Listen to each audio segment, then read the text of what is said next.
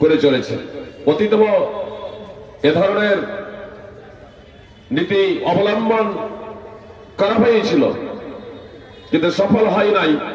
ইদানিং সেই ষড়যন্ত্রে কিছুটা তারা ব্যাপকতা এবং গতি নিয়ে এসেছে। তবে আমি আপনাদের বলতে চাই যে তাদের ষড়যন্ত্র, তাদের চক্রান্ত ইনশাল্লাহ ব্যর্থ হয়ে যাবে। যদিও এই ষড়যন্ত্র এবং চক্রান্ত বিভিন্ন জায়গায় আপনারা লক্ষ্য করছেন।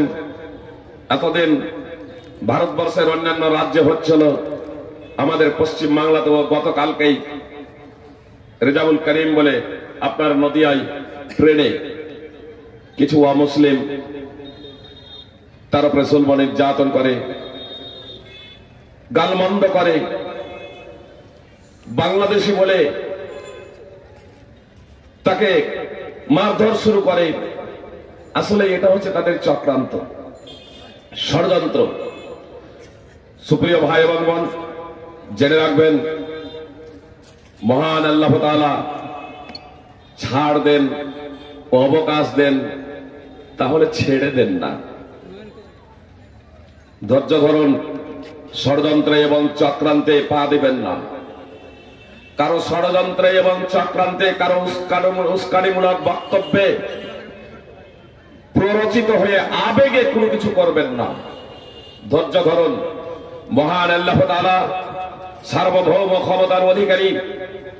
ফেরাউন চক্রান্ত করেছিল যখন এ কথা অবগত হয়েছিল যে বনী ইসরাইলে এক সন্তান জন্মগ্রহণ করবে, যার মাধ্যম দিয়ে আমার সাম্রাজ্যের পতন ঘটবে এবং আমিও ধ্বংস হয়ে যাব। তার জন্য ফেরাউন এ নির্দেশ লাগু করেছিল যে বনী ইসরাইলে আজ থেকে যত পুত্র সন্তান জন্মগ্রহণ করবে আতুর ঘরেই তাদের গলা টিপে হত্যা করে দেওয়া হবে। এর জন্য গোয়েন্দা নিযুক্ত করে বনী ইসরাইলে যত পুত্র সন্তান জন্মগ্রহণ করত আতুর ঘরেই তাদের গলা টিপে হত্যা করে দিত। কিন্তু আল্লাহ তাআলা যে অসীম ক্ষমতার অধিকারী, সেই মহান আল্লাহ তাআলা সেই অবস্থাতে বনী ইসরাইল পরিবারে মুসা আলাইহিস সালামকে সৃষ্টি শুরু করলেন না এবং অক্ষত রাখলেন না। মুসা আলাইহিস সালামকে সৃষ্টি করে ফিরআউনের রাজ দরবারে পৌঁছে দিচ্ছেন, আর মুসা আলাইহিস সালামের আপন মাই তাকে দুধ পান করাচ্ছেন, কিন্তু পারিশ্রমিক আদায় করে দিচ্ছে, পারিশ্রমিক আদায় করিয়ে দিচ্ছেন মহান আল্লাহ তাআলা ফিরআউনের কাছ থেকে, রাজ দরবার থেকে। আরে শিশুকে মা দুধ পান করাবে, তার জন্য অন্যজন পারিশ্রমিক। আর বিশেষ করে বনী ইসরাইলের পুত্র সন্তানদের যেখানে হত্যা করার ষড়যন্ত্র করেছিল ফিরআউন, সেই ফিরআউনের কাছ থেকেই আবার পারিশ্রমিক বনী ইসরাইল একজন মহিলা দুধ পান করাবে নিজের সন্তানকে, আর তার উপরে পারিশ্রমিক আদায় করে দেবে।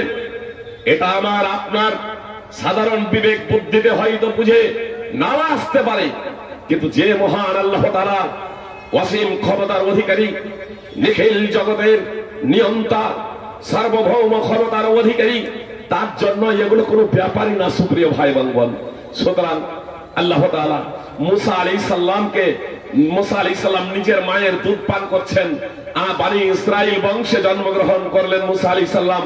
আর এই বনী ইসরাইল মুসা আলাইহিস সালামের মা ফিরআউনের রাজ দরবার থেকে আপনার পারিশ্রমিক আদায় করে নিলেন। কত বড় ক্ষমতাবান মহান আল্লাহ তাআলা। সেই মহান আল্লাহ তাআলা আজকেও আছেন।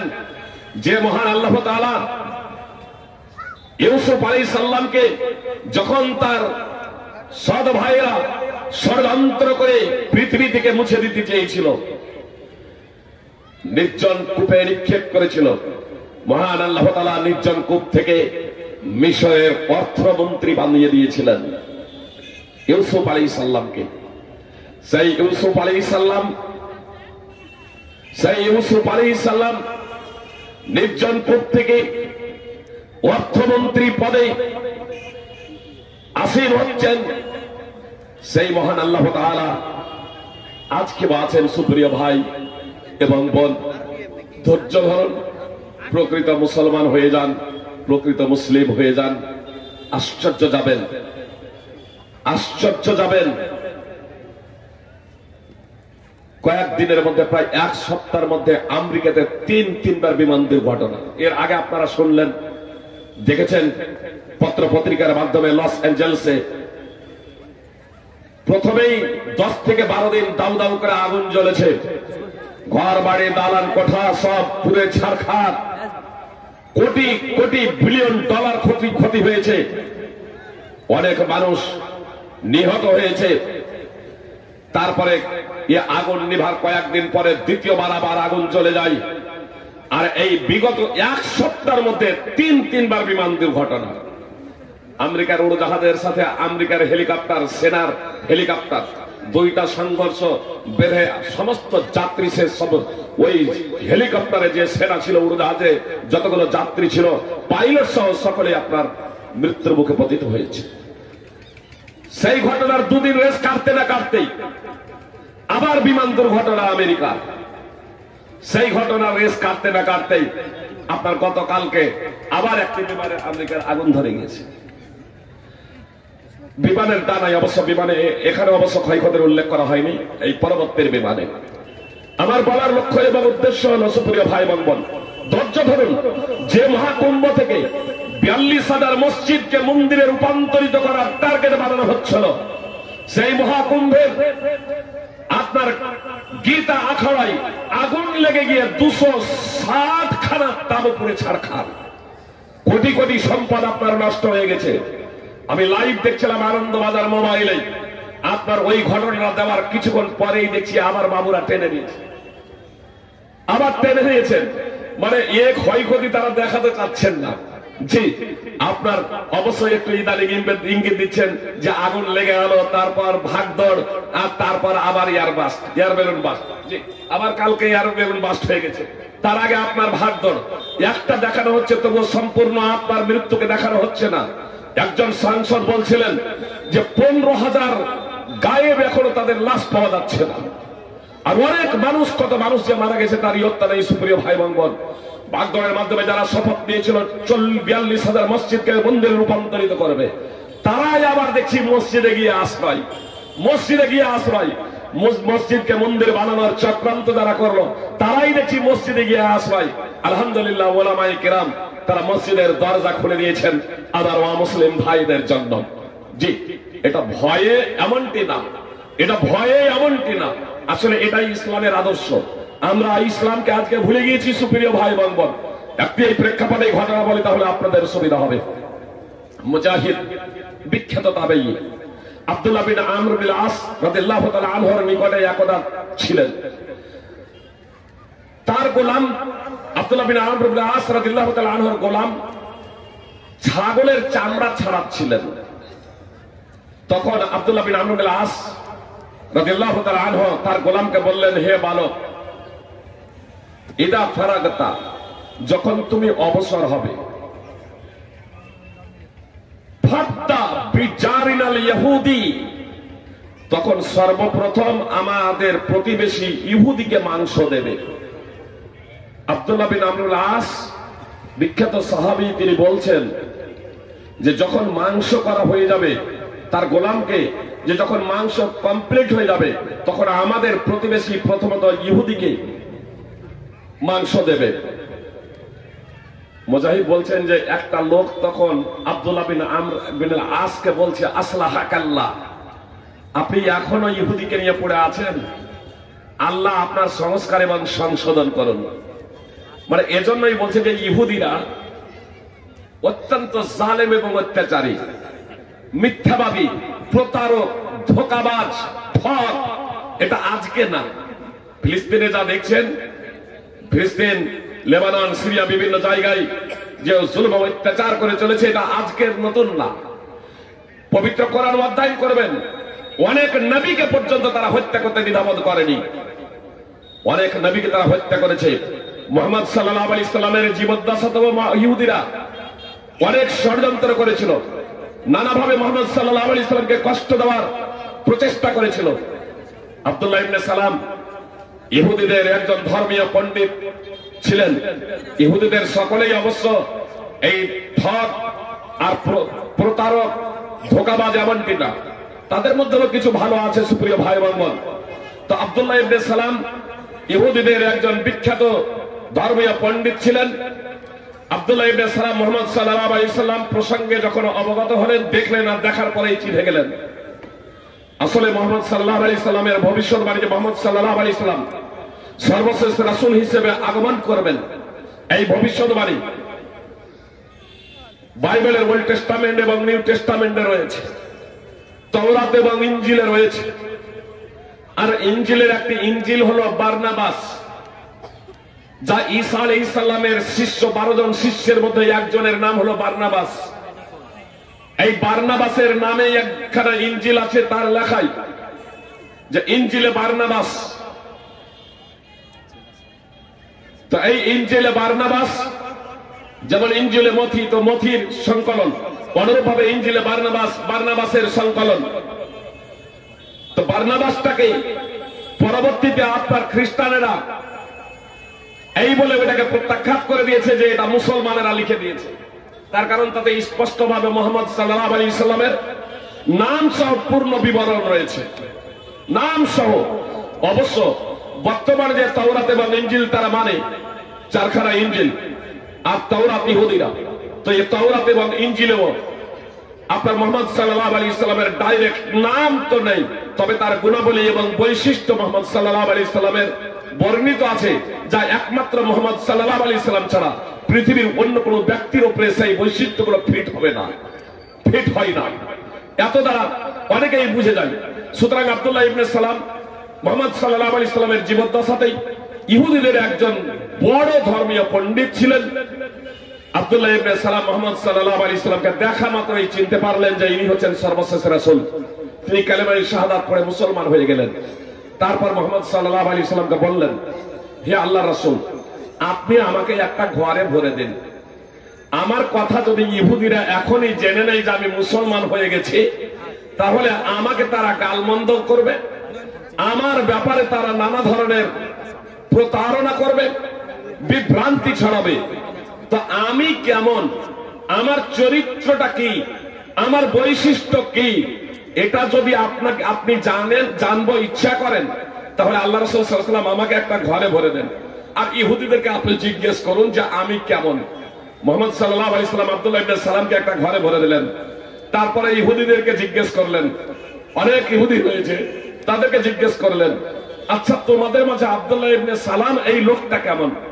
তোমার ছাড়া ওই লোকটা সম্পর্কে বলিয়েন না, লোকটা তো খুবই ভালো, খুবই সৎ, তার বাপও খুব সৎ ছিল, তার বাপও খুব ভালো ছিল, সতের ছেলে সৎ, আমাদের মধ্যে সব থেকে বড় ধর্মীয় পণ্ডিত, দ্বীন সম্পর্কে সব থেকে বেশি জানেন, তার বাপও বড় আলেম, বড় ধর্মীয় পণ্ডিত ছিল, তার বাপও ছিল নেতা আমাদের, আর আব্দুল্লাহ ইবনে সালামও আমাদের নেতা। মুহাম্মদ সাল্লাল্লাহু আলাইহি সাল্লাম বললেন, সে যদি ইসলাম কবুল করে, বলছে আল্লাহ তা থেকে হেফাজত করুক, সে ইসলাম কবুল করবে না, আল্লাহ হেফাজত করুক, সে আমাদের নেতা এবং সব থেকে ভালো লোক, আর সে ইসলাম কবুল করবে না।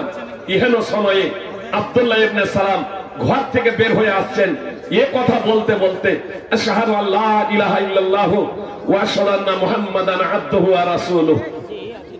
যেমনই আব্দুল্লাহ ইবনে সালাম ইসলামের ঘোষণা দিলেন, তৎক্ষণাৎ যে মুখে, যে সভাতে, যে মজলিসে ইহুদিরা আব্দুল্লাহ ইবনে সালাম তাদের ধর্মীয় শ্রেষ্ঠ পণ্ডিতের প্রশংসা করছিল মুহাম্মদ সাল্লাল্লাহু আলাইহি সাল্লামের সম্মুখে, সেই ইহুদিরাই 180 ডিগ্রি ঘুরে গিয়ে বলছে, আরে আব্দুল্লাহ ইবনে সালাম আমাদের মধ্যে নিকৃষ্ট, অসৎ চরিত্রের অধিকারী, একটা দুষ্ট লোক, এবং তার বাপও ছিল দুষ্ট, আমাদের মধ্যে সব থেকে নিকৃষ্ট। শুধু তাকেই দুষ্ট বলে থামলো না, তাকেই নিকৃষ্ট বলে থামলো না, তার বাপকেও নিকৃষ্ট এবং দুষ্ট বলেছিল। সুপ্রিয় ভাই এবং বোন, ইহুদিদের সাধারণত এটাই হলো বৈশিষ্ট্য। সেই ইহুদিদের যখন আব্দুল্লাহ ইবনে আমর ইবনে আস রাদিয়াল্লাহু তাআলা আনহু তার প্রতিবেশী হওয়ার কারণে তার গোলামকে বললেন, ছাগলের মাংস হয়ে গেলে প্রথমে ফাদ্দা বিচার গেলে ইহুদি, আমাদের প্রতিবেশী ইহুদিকে প্রথমে মাংস দেবে। তখন একজন লোক বলছে, আসলাহাক আল্লাহ, এখনো আপনি ইহুদিকে নিয়ে পড়ে আছেন? এখন আমর ইবনে আস রাদিয়াল্লাহু তাআলা আনহু খাশিনা আও রুইনা আন্নাহু বললেন, আসলে আমি নবী সাল্লাল্লাহু আলাইহি সাল্লামকে প্রতিবেশী সম্পর্কে উপদেশ দিতে শুনেছি এত লোক যে নবী সাল্লাল্লাহু আলাইহি সাল্লাম প্রতিবেশীকে উত্তরাধিকার বানিয়ে দেবেন, ওয়ারিস বানিয়ে দেবেন। সুপ্রিয় ভাই এবং বোন, আব্দুল্লাহ বিন আমর ইবনে আস রাদিয়াল্লাহু তাআলা আনহু প্রতিবেশী ইহুদির যে একজন ইহুদি খাদেমে রাসূল অসুস্থ হলে মুহাম্মদ সাল্লাল্লাহু আলাইহি সাল্লাম তাকে দেখতে যান।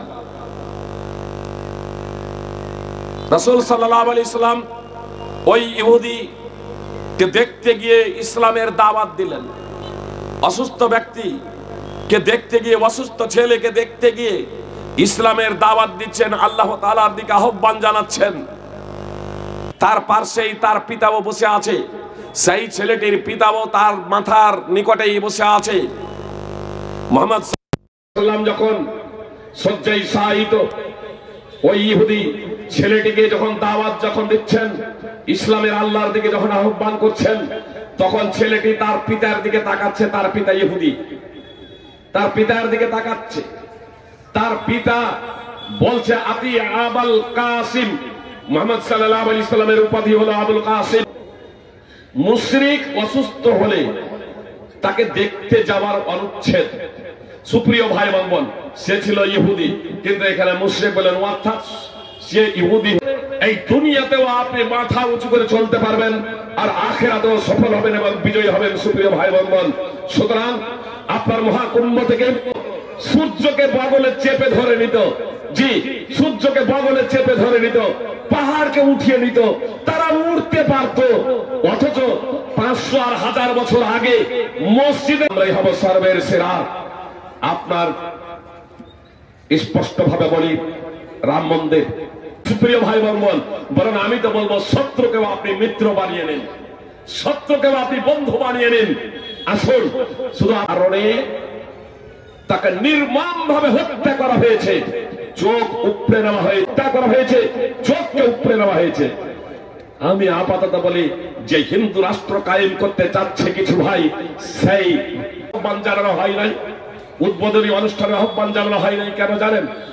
ক্ষত্রিয় ঈশ্বরের বাহু থেকে, বৈশ্য ঈশ্বরের উরু থেকে এবং শূদ্র ঈশ্বরের পাতা, এর জন্য মন্ত্র পর্যন্ত রচনা করা হয়েছে। মনুসংহিতার 9ম অধ্যায়ের 317 নম্বর মন্ত্র, অবিদ্যাংশ রচিত। আসলে এটা বিশ্ববিধাতার বিধান হতে পারে না।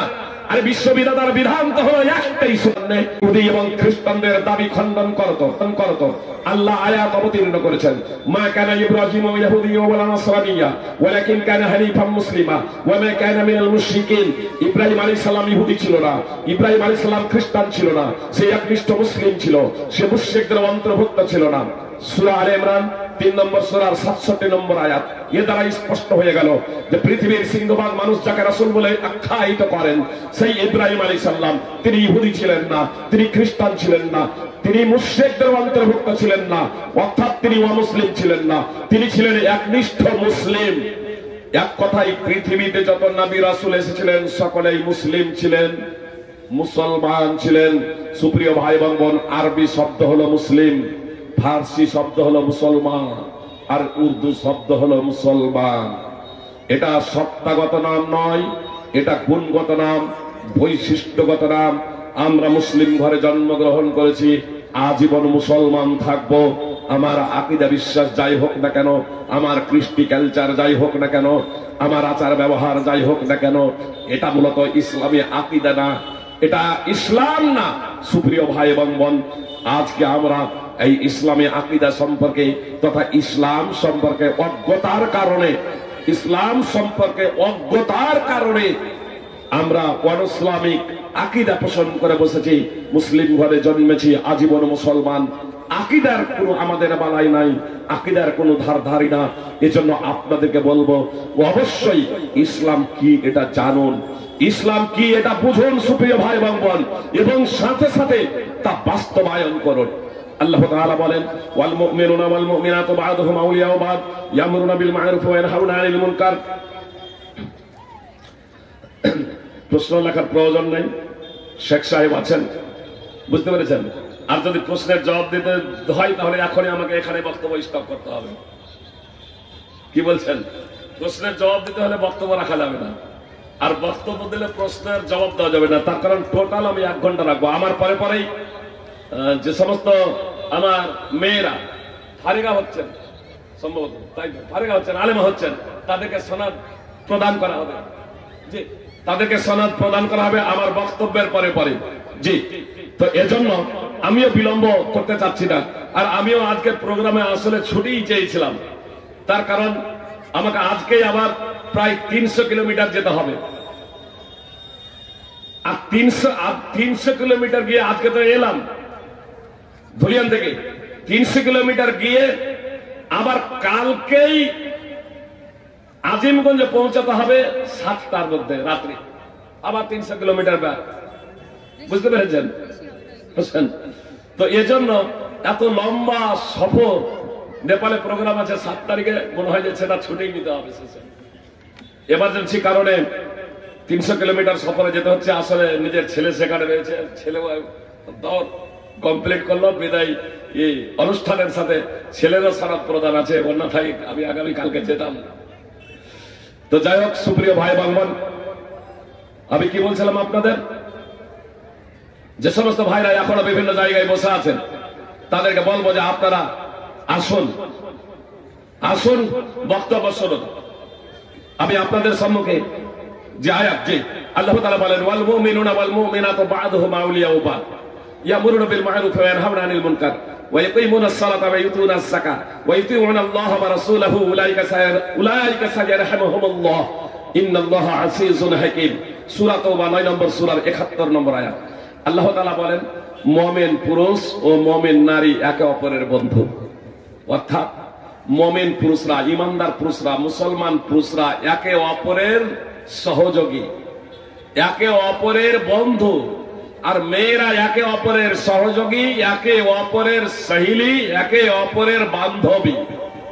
সুপ্রিয় ভাই বোন, আল্লাহ তাআলা পুরুষ মুসলমান এবং পুরুষ মহিলা উভয়ের জন্যই আল্লাহ তাআলা বলছেন, পুরুষ মুসলমান এবং পুরুষ মহিলা উভয়ের জন্যই আল্লাহ তাআলা বলছেন তারা সৎ কাজের আদেশ করবে, অসৎ কাজে বাধা দেবে। সৎ কাজের আদেশ এবং অসৎ কাজে বাধা, এটা শুধু পুরুষদের জন্য না, এটা মহিলাদের জন্য। পুরুষদের জন্যও বলছেন, মহিলাদের জন্যও বলছেন।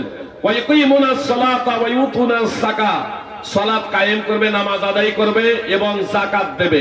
পুরুষরাও নামাজ পড়বে, মহিলারাও নামাজ পড়বে। পুরুষরাও নামাজ পড়বে, মহিলারাও নামাজ পড়বে। পুরুষরাও যাকাত দেবে, মহিলারাও যাকাত দেবে। মানে কোন মহিলার যদি ন্যূনতম 7.5 ভরি সোনা থাকে তাহলে তার উপরে যাকাত ফরজ। কোন মহিলার যদি এককভাবে 7.5 ভরি সোনা থাকে তাহলে সেই মহিলার উপরে যাকাত ফরজ। যতদিন পর্যন্ত 7.5 ভরি ন্যূনতম থাকবে প্রতি বছর মহিলাদের যাকাত দিতে হবে। এটা আলাদা প্রসঙ্গ। যদি স্বামী আদায় করে দেয় বা শ্বশুর মশাই আদায় করে দেন অথবা বাপ যদি আদায় করে দেন সেটা স্বতন্ত্র ব্যাপার। যদি স্বামী আদায় না করেন, যদি শ্বশুর আদায় না করেন, যদি বাপ আদায় না করেন, তাহলে যে মেয়ের সোনা আছে ন্যূনতম 7.5 ভরি তাকেই যাকাত আদায় করতে হবে, অন্যথায় সে পাপী হবে। এজন্য আল্লাহ তাআলা বলছেন ওয়া ইউতুনাস যাকাত, যেমন পুরুষরা যাকাত আদায় করবে, মহিলারাও যাকাত আদায় করবে। তার যদি সম্পদ যদি থাকে, নেশাব পরিবার হয়ে যায়, তাকেও আদায় করতে হবে। চাঁদি যদি হয় তাহলে 52.5 ভরি। সুপ্রিয় ভাই বোন, বর্তমান যার ওজন হচ্ছে 595 গ্রাম চাঁদি যদি কারো কাছে থাকে, একটা বছর অতিবাহিত হয় তাহলে ন্যূনতম 595 গ্রাম চাঁদি যদি থাকে, একটা বছর অতিবাহিত হয় 7.5 ভরি সোনা বা 85 গ্রাম সোনা যদি থাকে, আর একটা বছর যদি অতিবাহিত হয় বা উভয়ের কোনো একটার যদি অর্থ তার সমপরিমাণ হয় তাহলে তখন আপনাকে যাকাত আদায় করে দিতে হবে। চাঁদির হিসেবে সতর্কতামূলক, আর সোনার নিসাবে পৌঁছে গেলে বাধ্যতামূলক আপনাকে যাকাত আদায় করতেই হবে। সুপ্রিয় ভাই বোন, তো অত্র আয়াতে সূরা তাওবার 71 নম্বর আয়াতে আল্লাহ তাআলা পুরুষ এবং মহিলার কতগুলো বৈশিষ্ট্য বর্ণনা করলেন, যে তারা সালাত কায়েম করবে, যাকাত দেবে, সৎ কাজের আদেশ করবে, অসৎ কাজে বাধা দেবে। সুপ্রিয় ভাই এবং বোন, আজকে আমরা মহিলা মাদ্রাসার প্রোগ্রামকে কেন্দ্র করে উপস্থিত হয়েছি। আমাদের মেয়েদের জন্য আপনাদের আলমপুরে যে মহিলা প্রতিষ্ঠান স্থাপিত হয়েছে, পাশে আমাদের ডাগাপাড়া মাদ্রাসা বা হোসেননগর বিভিন্ন প্রতিষ্ঠান রয়েছে সুপ্রিয় ভাই বোন। তবে আমি আপনাদের বলবো যে এসব প্রতিষ্ঠান থাকা সত্ত্বেও এখন আমাদের অনেকের মনেই এই সন্দেহ দানা বেঁধে আছে, মহিলারা আবার পড়াশোনা করবে, মহিলারা আবার পড়াশোনা করবে, মহিলাদের পড়াশোনা করে কি হবে? সুপ্রিয় ভাই বোন, আমি বলবো আসলে এরা কোরআনকে যথার্থভাবে বুঝারই প্রচেষ্টা করেনি, আর না হাদিসকে যথার্থভাবে বুঝার প্রচেষ্টা করেছে। সুপ্রিয় ভাই বোন, পবিত্র কোরআনের যদি শুধুমাত্র এই আয়াতটাই থাকতো তাহলে মহিলাদের জন্য আপনার জ্ঞানার্জন করা অপরিহার্য হয়ে যেত। কেন? আপনার কিছু যদি করতে হয়, কিছু যদি বলতে হয়, আগে আপনাকে শিখতে হবে। সুতরাং আল্লাহ তাআলা পবিত্র কোরআনে বলেছেন, ফা'লাম আন্নাহু লা ইলাহা ইল্লাল্লাহ, জেনে রাখো আল্লাহ ছাড়া সত্য কোনো উপাস্য নেই। ইমাম বুখারী রাহিমাহুল্লাহ ওয়াত্র আয়াতকে কেন্দ্র করে একটা অনুচ্ছেদ রচনা করেছেন, বাবুল ইলমে কাবলাল কওলি ওয়াল আমাল, বলা এবং আমল করার আগে জানার অধ্যায়। তো মহিলারা যে নামাজ পড়বে, মহিলারা যে যাকাত দেবে, সৎ কাজের আদেশ করবে, অসৎ কাজে বাধা দেবে, আল্লাহ তাআলা মহিলাদের জন্য এই গুণাবলীগুলো বর্ণনা করলেন। তো তারা কি না জেনে শুনে এগুলো করতে শুরু করবে? না, তাদেরকে জানতে হবে, তাহলে তাদেরকে শিখতে হবে। সুপ্রিয় ভাই বোন, এজন্য রাসূল সাল্লাল্লাহু আলাইহি সাল্লাম বলেছেন, তালাবুল ইলমি ফারিদাতুন আলা কুল্লি মুসলিম, সহিহুল জামি হাদিস নম্বর 3913 প্রত্যেক মুসলিমের জন্য জ্ঞান অর্জন করা অপরিহার্য কর্তব্য। হোক সে পুরুষ অথবা মহিলা, প্রত্যেকেই শিখতেই হবে, ততটা জ্ঞান অর্জন করতেই হবে যতটা দৈনন্দিন জীবনে তার জন্য অপরিহার্য কর্তব্য। সুপ্রিয় ভাই বোন, পুরুষ হোক অথবা মহিলা, আমাদেরকে জানতেই হবে। সুপ্রিয় ভাই বোন, ইমাম বুখারী রাহিমাহুল্লাহ 3টি অনুচ্ছেদ রচনা করেছেন স্পেশাল ভাবে মহিলাদের শিক্ষা দেওয়ার জন্য। সহিহ বুখারী অধ্যয়ন করবেন, শাইখুল হাদিস বসা আছেন, জিজ্ঞেস করবেন। ইমাম বুখারী রাহিমাহুল্লাহ 3টি অনুচ্ছেদ রচনা করেছেন শুধু মেয়েদেরকে প্রশিক্ষণ দেওয়ার জন্য, মেয়েদেরকে শিক্ষা দেওয়ার জন্য। সহিহ বুখারী হাদিস নম্বর 97 এবং 98, হাদিস নম্বর 97 কে কেন্দ্র করে একটা অনুচ্ছেদ রচনা করেছেন, 98 হাদিস নম্বর 98 কে কেন্দ্র করে একটা অনুচ্ছেদ রচনা করেছেন। অনুরূপ ভাবে 101 নম্বর হাদিসকে কেন্দ্র করে একটা অনুচ্ছেদ রচনা করেছেন। শুধু মহিলাদের জন্য ইমাম বুখারী সহিহ বুখারীতে 3টি পৃথক ভাবে অনুচ্ছেদ রচনা করলেন। কেন? মহিলাদের যদি শিক্ষার প্রয়োজন না হয়, আজকে আমরা যারা কেউ কেউ বলছি, সুপ্রিয় ভাই বোন, তো ইমাম বুখারী রাহিমাহুল্লাহ তিনি তখন অনুচ্ছেদ রচনা করলেন আর হাদিস পেশ করছেন, হাদিস বর্ণনা করছেন। হাদিসকে সামনে রেখে ইমাম বুখারী 3টি অনুচ্ছেদ রচনা করছেন মহিলাদেরকে শিক্ষা দেওয়ার জন্য, মহিলাদেরকে প্রশিক্ষণ দেওয়ার জন্য, মহিলাদেরকে জ্ঞান দেওয়ার জন্য। সুপ্রিয় ভাই বোন, যদি সহিহ বুখারীর 7310 নম্বর হাদিস, আপনার এই হাদিস বুখারী এবং মুসলিম উভয় জায়গাতেই রয়েছে, যদি সহিহ বুখারীর 7310 নম্বর হাদিসকে কেন্দ্র করে ইমাম বুখারী যে অনুচ্ছেদ রচনা করেছেন সেই অনুচ্ছেদটাই থাকতো, তাহলেও মেয়েদের জন্য শিক্ষার ব্যাপারে কারো সন্দেহ করার অবকাশ ছিল না যে মেয়েরা শিখতে পারে কি পারে না।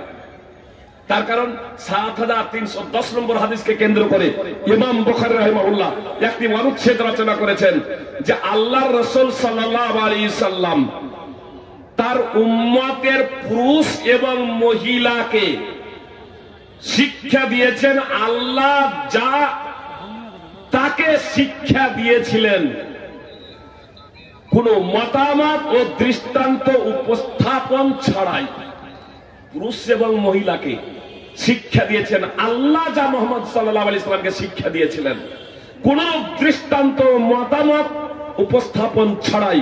যদি এই অনুচ্ছেদটা 7310 নম্বর হাদিসকে কেন্দ্র করে ইমাম বুখারী যে অনুচ্ছেদ রচনা করেছেন, এই অনুচ্ছেদটাই যদি থাকতো তাহলে আমাদের কারো বুঝতে সমস্যা হতো না, পুরুষ এবং মহিলা উভয়ই দ্বীন শিখত। সুপ্রিয় ভাই বোন, কিন্তু তারপরে ইমাম বুখারী রাহিমাহুল্লাহ কিতাবুল ইলমে তিনটি হাদিস এবং নিয়ে আসেন এবং তিনটি অনুচ্ছেদ রচনা করছেন পৃথক ভাবে মহিলাদের শিক্ষার জন্য। এত দ্বারা স্পষ্ট যে যারা বলে মহিলাদের শিক্ষা দেওয়া যাবে না, আসলে ইসলামের গভীরতাই কেন ইসলামের সাধারণ জায়গাতেও তারা হয়তো প্রবেশ করেননি অথবা ভুলে গিয়েছেন। আমি বলবো বরং ভুলে গিয়েছেন। তার কারণ কিছু কিছু বড় বড় আলেমরাও বলে থাকেন মেয়েদের শিক্ষা দিয়ে কি হবে। আরে মেয়েদের শিক্ষা দিয়ে কি হবে মানে, আজকে যে 95% বেনামাজি দেখছেন, আমি যখন ঢুকছিলাম গাড়ি নিয়ে তখনই কোন ভাই বক্তব্য রাখছিলেন, যদি এখানে বাদ্যযন্ত্র হতো, নাচ গান হতো, তাহলে প্রচুর লোকজনের সমাগম হতো। কি লোকজন নেই কেন এ কথা বলছিলেন। আলহামদুলিল্লাহ আপনারা ডাকে সাড়া দিয়েছেন। আমার বলার লক্ষ্য এবং উদ্দেশ্য হলো যে সুপ্রিয় ভাই এবং বোন, যে কোরআন হাদিস শুনতে আসবে কেন, যে কোরআন হাদিসের ফুল কি, কোরআন হাদিসের ফুল কি থাকবে অন্তরে, তবেই তো ঈমান থাকবে, তবেই তো।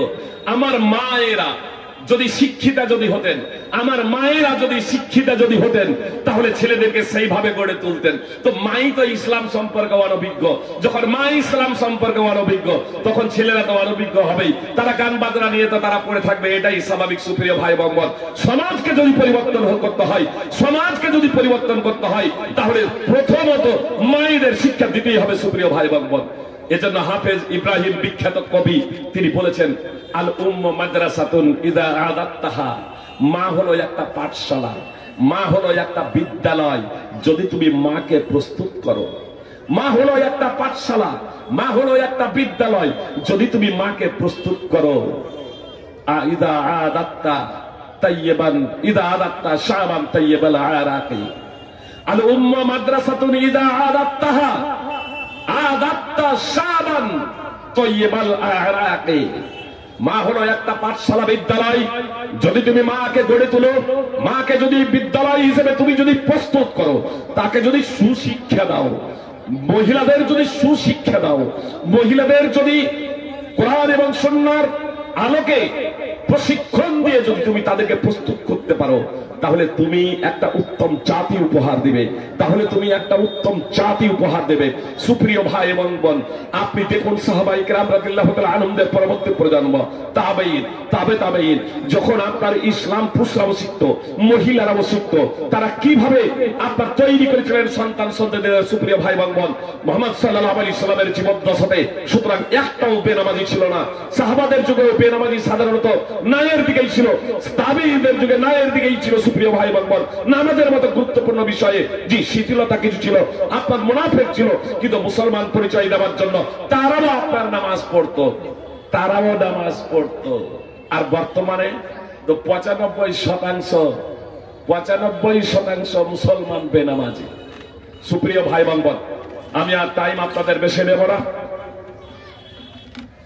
আমি আপনাদের এই কথাই বলতে চাই, পুরুষদের জন্য যেমন ইসলামী শিক্ষা অপরিহার্য, আমার মা এবং বোনেদের জন্য, মহিলাদের জন্য শিক্ষা অপরিহার্য।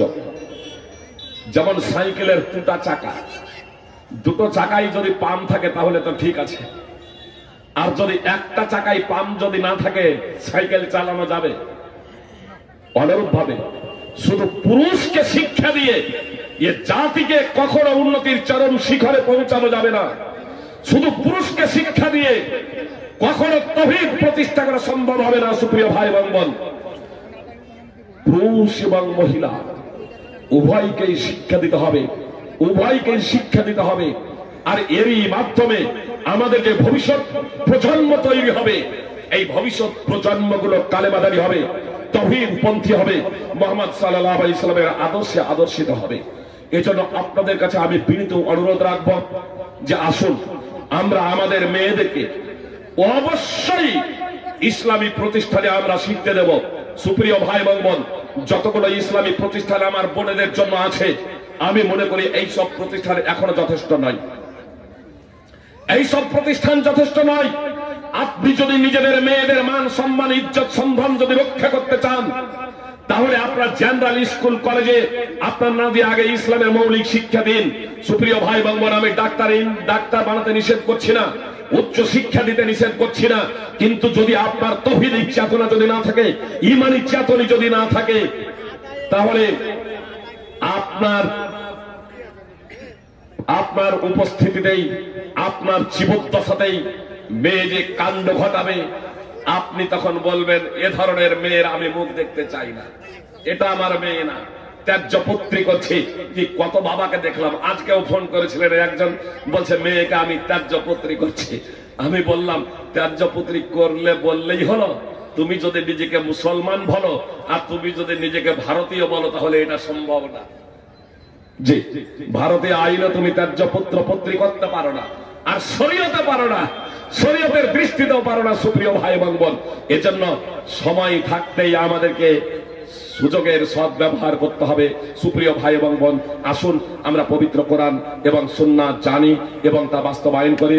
আলমপুর মাদ্রাসা মহিলা যে প্রতিষ্ঠিত হয়েছে, আলহামদুলিল্লাহ, আপনাদের সকলের প্রচেষ্টা, আপনাদের সকলের দোয়া, আপনাদের সাহায্য সহযোগিতা, আমি বলবো আপনারা আপনাদের দানের হাতকে আরো উন্মুক্ত ভাবে বাড়িয়ে দেবেন। অবৈধ পন্থায় খরচ না করে যে টাকাগুলো, অর্থগুলো, সম্পদগুলো অবৈধ পন্থায় খরচ করছেন, সুপ্রিয় ভাই বোন, অবৈধ পন্থায় খরচ করা বন্ধ করে দেন। আপনার অনেক আরো আলমপুরের মতো আরো অনেকগুলো প্রতিষ্ঠান তৈরি হয়ে যাবে ইনশাআল্লাহ।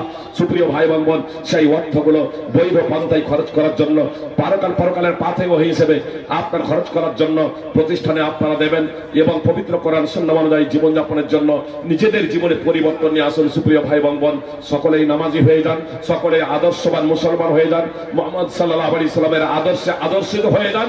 ইনশাআল্লাহ জুলম ও অত্যাচার আমাদের উপর থেকে উঠিয়ে নেবেন আল্লাহ তাআলা। আল্লাহ তাআলা বলছেন, ইয়া আইয়ুহাল্লাযীনা আমানু ইন তানসুরুল্লাহা ইয়ানসুরকুম। আল্লাহ বলছেন, তোমরা আল্লাহর দ্বীনকে, হে ইমানদারগণ, তোমরা আল্লাহর দ্বীনকে বাস্তবায়িত করো, আল্লাহ তোমাদের সাহায্য সহায়তা করবেন। সূরা মুহাম্মদ। সুপ্রিয় ভাই এবং বোন, আপনারা জানেন চাকুর যে কাটার যে একটা ক্ষমতা আছে, এই ক্ষমতা চাকুকে দিয়েছে কে? স্বয়ং মহান আল্লাহ তাআলা। আগুনের যে জ্বালানো পুড়িয়ে দেওয়ার একটা ক্ষমতা আছে, এই জ্বালানো এবং পুড়ানোর ক্ষমতা কে দিয়েছে? সুপ্রিয় ভাই এবং বোন, স্বয়ং আল্লাহ তাআলা। লস অ্যাঞ্জেলসে আপনার টানা 10-12 দিন ধরে দাউ দাউ করে আগুন জ্বললো, নিভাতে গিয়ে নিভাতে পারছে না। সুপ্রিয় ভাই এবং বোন, কিসের ভিত্তিতে হয়েছিল? কিসের মাধ্যমে হয়েছিল? কে আগুন লাগতে বলেছে? কে এতগুলো বাড়ি ঘরকে পুড়িয়ে ছারখার করার জন্য আপনার ব্যবস্থাপনা করে দিয়েছে?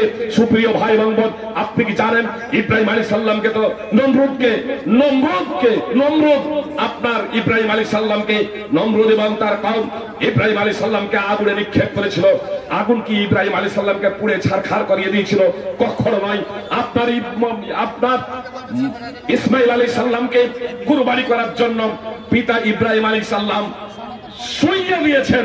সুপ্রিয় ভাই বোন, ইসমাইল আলাইহিস সালামকে কুরবানি হয়ে গিয়েছেন। সুপ্রিয় ভাই বোন, আমি আপনাদের বলতে চাই স্পষ্ট ভাবে, মহান আল্লাহ তাআলা সবথেকে শক্তিধর, যে কোনো মুহূর্তে যে যা ইচ্ছা তাই করতে পারেন। অতএব সেই সর্বশক্তিমান মহান আল্লাহ তাআলার প্রতি ঈমান নিয়ে আসুন। একটা হাদিস পেশ করে আমার কথাই করে দিচ্ছে।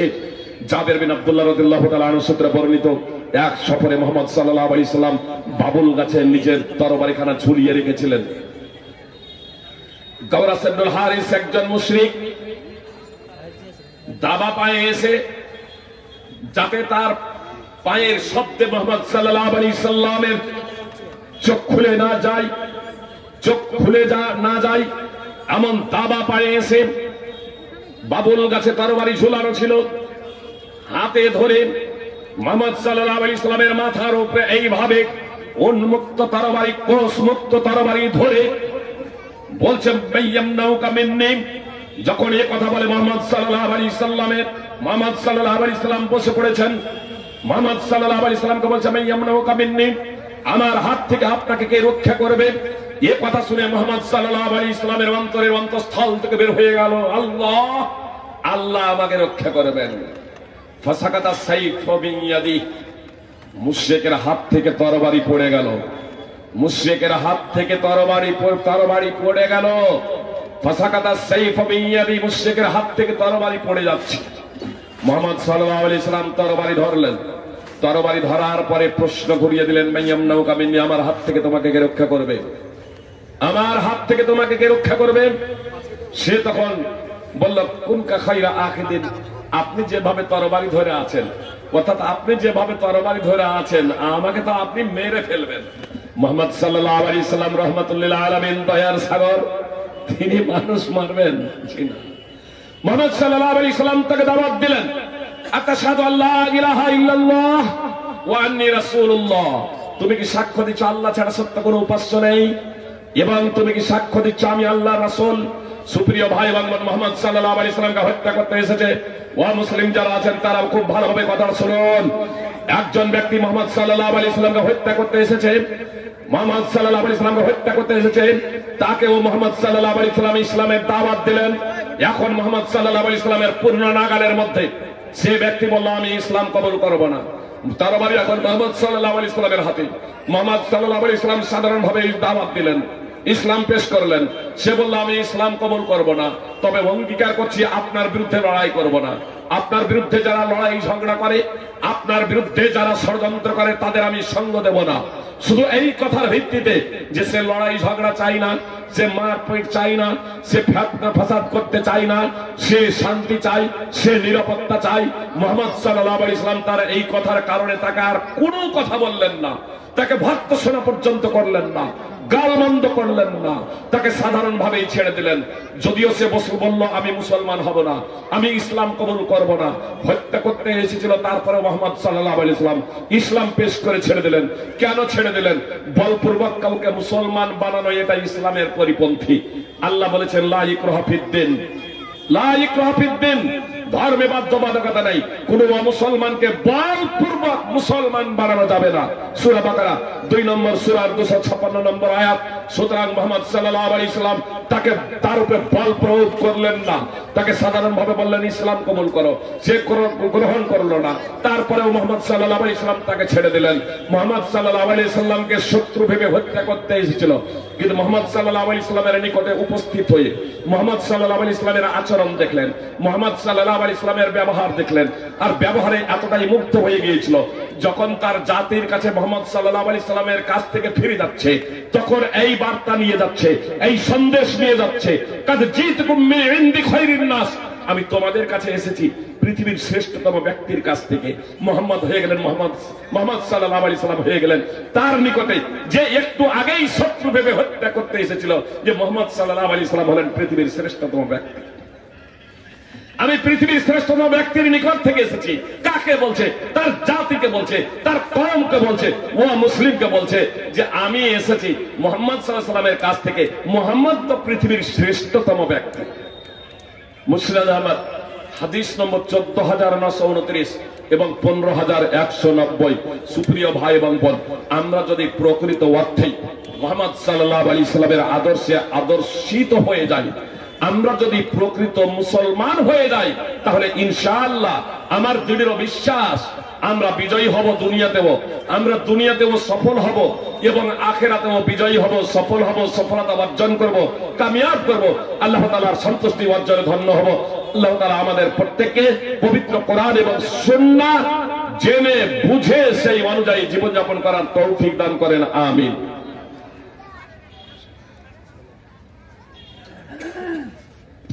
আসসালামু আলাইকুম ওয়া রাহমাতুল্লাহি ওয়া বারাকাতুহু। প্রশ্নটা কারেন্ট আসসালামু আলাইকুম। বর্তমানের সঙ্গে সম্পর্কিত ছিল।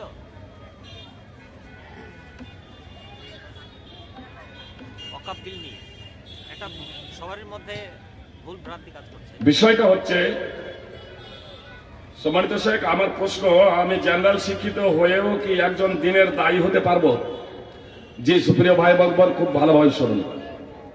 প্রত্যেক মুসলমানের জন্য তার সামর্থ্য ক্ষমতা অনুযায়ী সৎ কাজের আদেশ এবং অসৎ কাজে বাধা প্রদান করা কর্তব্য। বুঝতে পেরেছেন?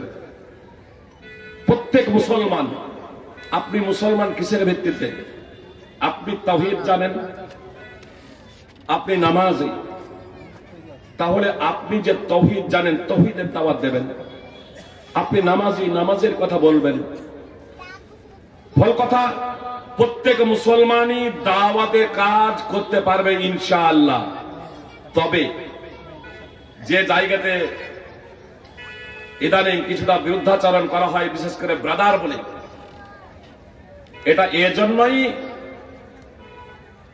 যে কোরআন এবং হাদিস তো অধ্যয়ন করেন নাই, কোরআন হাদিস স্টাডি অনেকেই করেন নাই, আর জেনেছেন এতটুকু আর বলছেন এতটুকু, জানছেন এতটুকু, বলছেন এতটুকু। যে কিছুদিন আগেই, আমি নাম নিচ্ছি না, শাইখুল হাদিস বসা আছেন, একজন রাসূল সাল্লাল্লাহু আলাইহি সাল্লামের নাম দিয়ে হাদিসের অপব্যাখ্যা করছে। জি, হাদিসের অপব্যাখ্যা করছেন, যে হাদিসের অপব্যাখ্যা, যে আল্লাহ রাসূল সাল্লাল্লাহু আলাইহি সাল্লাম এটা বলেছেন। একটা হাদিস পড়তেই পারবেন না, আর তারপরে আল্লাহ রাসূল সাল্লাল্লাহু আলাইহি সাল্লাম এই কথা বলেছেন। তখন উনি বলছেন যে আপনি হাদিস বলুন বা হাদিসের ভাবার্থটা বলুন। তখন বলছে আপনি বিড়ি খান, জর্দা খান। আরে শাইখুল হাদিস উনি বিড়ি খান আমি খুব ভালোভাবে জানি, ইলিয়াস ভাই আপনার পাটনা মাদ্রাসার প্রধান শিক্ষক, বহুদিন থেকে বুখারী পড়াচ্ছেন। উনি বলছেন আরে আপনি হাদিস পেশ করেন, আল্লাহ রাসূল সাল্লাল্লাহু আলাইহি সাল্লামের নাম দিয়ে এত বড় মিথ্যা কেন? যে আল্লাহ রাসূল সাল্লাল্লাহু আলাইহি সাল্লাম বলেন নাই। আসলে ফতোয়া দেওয়ার তো কাজ সবারই না, কিন্তু বিরোধিতা এজন্যই করা হয় যখন ব্রাদাররা মুফতি সেজে বসে স্টেজে, আর হাদিসের রেফারেন্স দিলেই তো হয়ে যায় না। জনগণ ভাবে যে কোরআন আর হাদিসের রেফারেন্স সহ বলে দিল মানে তার উত্তর হয়ে গেছে, তাই না? কিন্তু দেখবেন কোরআনের আয়াত আর হাদিসের সাথে তার কোনো সম্পর্কই নেই, কোনো সম্পর্ক নেই। আমি নাম নিচ্ছি না, তবে একজন নাম করা এবং ব্রাদারদের মধ্যে পশ্চিম বাংলার মাটিতে ভালো, বুঝতে পেরেছেন? মানে অনেক কথাই তার কোরআন এবং হাদিস সম্মত। প্রশ্ন করেছেন এক, জবাব দিচ্ছেন আর এক, তারপরে হাদিসের রেফারেন্স।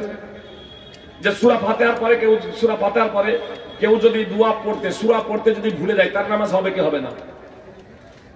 জি, তখন এবার প্রশ্ন গুলিয়ে দিয়ে এ করে বলছে কোন হবে না, সহসিদ্ধা দিতে হবে, এক রকম সহসিদ্ধা দিতে হবে। তো এগুলো অনেকগুলো সেখানে ভুল আছে, হাদিসের রেফারেন্স দিয়ে দিলেন। জনগণ মনে ভাবছে যে হয়তো উত্তরটা হয়ে গেল, কিন্তু উত্তর হলো না। প্রথম নম্বর হচ্ছে রুকুন যদি ছুটে যায় তাহলে রুকুন আদায় করতে হবে, তারপরে সহসিদ্ধা দিতে হবে।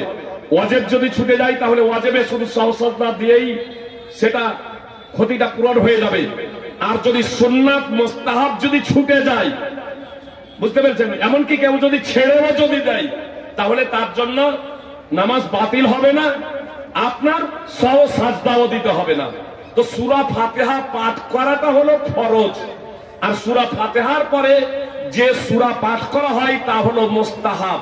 কেউ যদি ইচ্ছাকৃত ভাবেও না পড়ে তাহলে তার জন্য সহসিদ্ধাও লাগবে না, নামাজও বাতিল হবে না, এমনকি গুনাহও হবে না। এটা মুস্তাহাব, তো তাহলে পড়লে নেকি হবে, না পড়লে পাপ হবে না। বুঝতে পেরেছেন? এবার জনগণ ওখানে ধর্ম কি করে বিরুদ্ধাচরণ করলেই বলে আরে তাহলে দাওয়াতের কাজ কি শুধু ওলামায়ে কেরাম? সুপ্রিয় ভাই বোন, ফতোয়া দেওয়ার কাজ হলো একমাত্র ওলামায়ে কেরাম। জি, আপনি জেনে গিয়েছেন মদ হারাম, ওলামায়ে কেরামের কাছ থেকে মদ হারাম, মদ হারাম। জি, আপনি বলুন যে ভাই মদ খাচ্ছেন কেন? আপনি দেখছেন কোন ব্যক্তি লটারি খেলছেন, জুয়া খেলছেন, আপনি বলুন মাওলানা আব্দুল কাদের সাহেব বলেছেন যে লটারি খেলা, জুয়া খেলা এটা হারাম। আপনি তার নাম নিয়ে বলুন, কোনো অসুবিধা নেই। আপনি বলুন আনোয়ারুল হক ফাইজি এই কথাটা বলেছেন, বলুন, কোনো সমস্যা নেই। বুঝতে পেরেছেন? তাহলে আপনি নিজেই মুক্তি হয়ে যাবেন না। ফল কথা, জেনারেল শিক্ষিত যারা আছেন তারাও দিনকে শিখুন, দিনকে জানুন, তবে বাংলা পড়ে পড়েই নিজেই মুক্তি হবেন না, বরং আলেম ওলামাদের কাছ থেকে সেই বিষয়টা আরো ভালোভাবে বুঝে নেবেন, এবং যে বিষয়টা ভালোভাবে বুঝে নেবেন, ভালোভাবে অবগত হবেন, সেই বিষয়টা আপনি তখন অন্য কাউকে বলবেন। আল্লাহ তাআলা আমাদের সঠিক বুঝদান করুন, আমিন। তকবিল 2024 নিয়ে বর্তমানে মুসলিমদের মধ্যে যে ভয় কাজ করছে যে 3 লক্ষ 30 লক্ষ লিখেছেন, 3 লক্ষ বা 30 লক্ষ, হ্যাঁ একটা মতান্তর চলছে, 3 লক্ষ বা 30 লক্ষ মসজিদ ভাঙা পড়বে। আপনার মতামত? সুপ্রিয় ভাই বোন, আমি আগেই আপনাদের বললাম,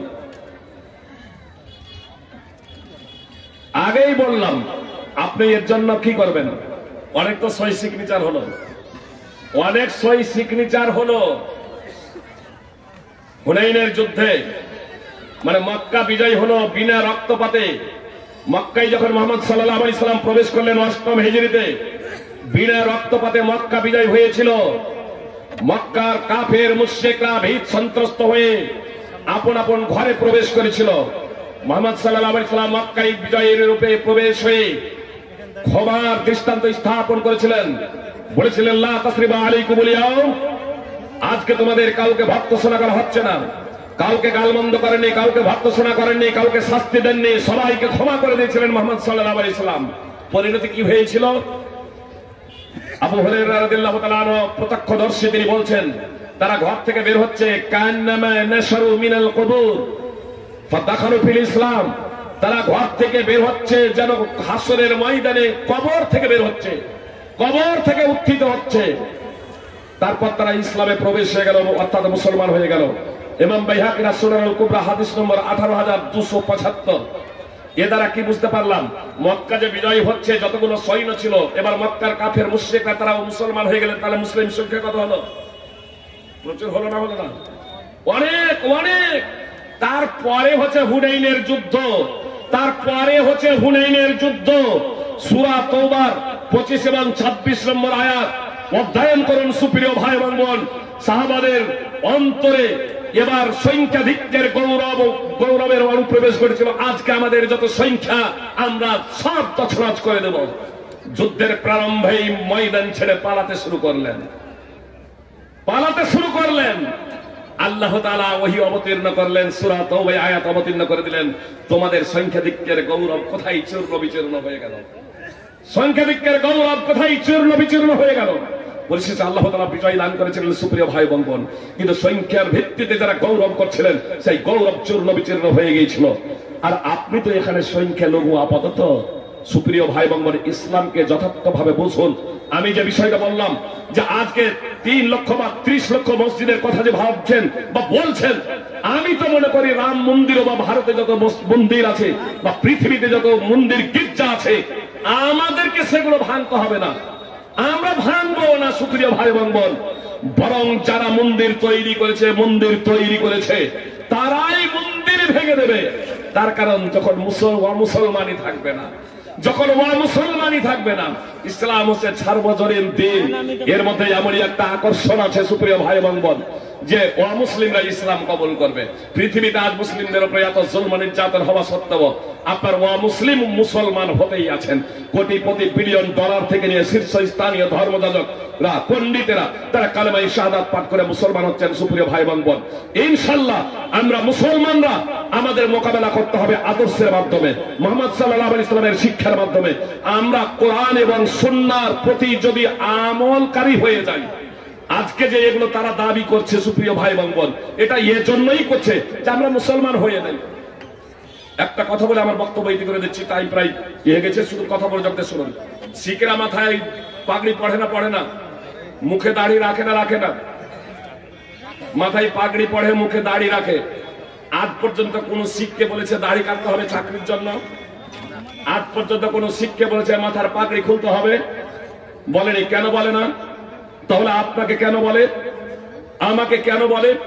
এর জন্য অপরাধী কারা, এর জন্য দায়ী কারা? প্রত্যেক মুসলমান যদি মুখে যদি দাড়ি রাখতাম, শিখেরা আসলে প্রত্যেকেই মুখে দাড়ি রাখে, প্রত্যেকেই পাগড়ি পরে। মুসলমানরা যদি প্রত্যেকেই যদি মুখে দাড়ি রাখতাম, তাহলে আজকে কোন জায়গায় আমাকে বলতে হতো না দাড়ি কাটতে হবে। তার কারণ তারা জানতো যে এটা বাধ্যতামূলক। মুসলমানরা যদি প্রত্যেকেই যদি নামাজ যদি পড়তাম, মুসলমানরা যদি মুহাম্মদ সাল্লাল্লাহু আলাইহি ওয়াসাল্লামের আদর্শে আদর্শিত হয়ে যেতাম, সুপ্রিয় ভাই বোন, তাহলে মুসলিমরা আমাদের সম্মান করত, মর্যাদা দিত। সুপ্রিয় ভাই বোন, অনেক মুসলমান এখনো আমাদের সম্মান করে, মর্যাদা দেয়। আল্লাহ তাআলা আমাদের সঠিক বিষয়টা বুঝার তৌফিক দান করেন। আমিন। আসসালামু আলাইকুম ওয়া রাহমাতুল্লাহি ওয়া বারাকাতুহু। আসসালামু আলাইকুম।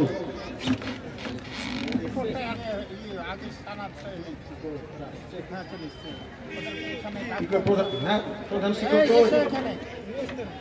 অন্তত সানাদ প্রদান ইত্যাদি এইটুকু অনুষ্ঠান চালাবে প্রধান শিক্ষক। শিক্ষিকা না হোক, যে দায়িত্ব আছে।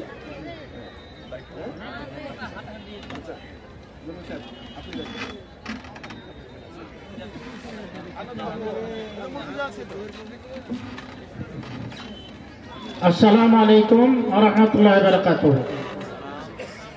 এইবার আমরা বলেছিলাম যে 8টা সাড়ে 8টার দিকে আপনারা যে মাদ্রাসায় দান করছেন, যেখান থেকে মহিলারা তৈরি হচ্ছে হাফেজে কোরআন, আজকে তারা আপনাদের সম্মুখে দাঁড়াবে। আপনারা সকলে দেখতে পাবেন এই মুহূর্তে যে এই মাদ্রাসায় কোরআনের হাফেজা তৈরি যে হচ্ছে, সেটা আপনারা অবশ্যই বুঝতে পারবেন। এই যে মেয়েরা সব আসছে, এগুলা সব মাদ্রাসার ছাত্রী।